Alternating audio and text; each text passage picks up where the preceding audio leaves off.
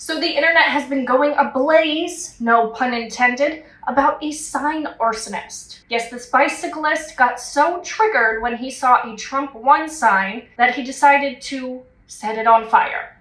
Take a look.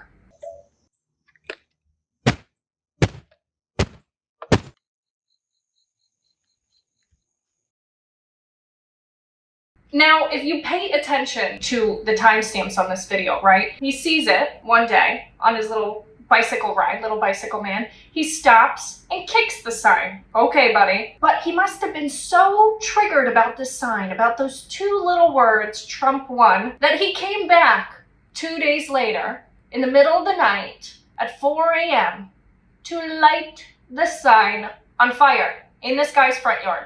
Lights the sign on fire. The man, John, who owned the sign in the home, he decided to post the video on the internet. And the internet was very distraught at the prospect of a man lighting a sign on fire over a political difference in the front yard of a man who had children, young children inside his home at the time the sign was set on fire. And they wanted to find him. People like Tim Pool offered up $5,000 in cash for any information leading to identifying this little bicycle man. And they did. An anonymous source came forward because guess what? We live in 1984. We live in a total surveillance state. And sometimes, like in this instance, that works out in some people's favor. Because little bicycle man, he used an app called Strava. And Strava is a fitness app that you can track your bike rides, your runs, your workouts, what have you. And they had the exact GPS coordinates of his rides, the timestamps, and everything. And they identified this man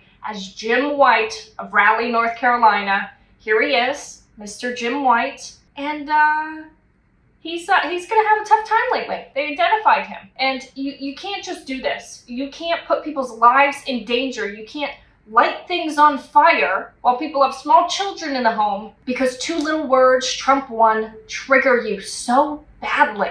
I hope this guy gets a long time in jail. Hopefully he will, because they're in North Carolina. It's not like here in New York City where you just get a slap on the wrist and say, please don't do that again, while the violent criminals go out and terrorize the rest of us. Good on the internet for finding this guy. This is a win for us. This is a win, but it's kind of terrifying to think that you could just have a sign in your yard, Trump won, Biden won, and people are so deranged nowadays over politics that they're going to potentially light your entire home and family on fire over it. I mean, this is a clown world that we're living in.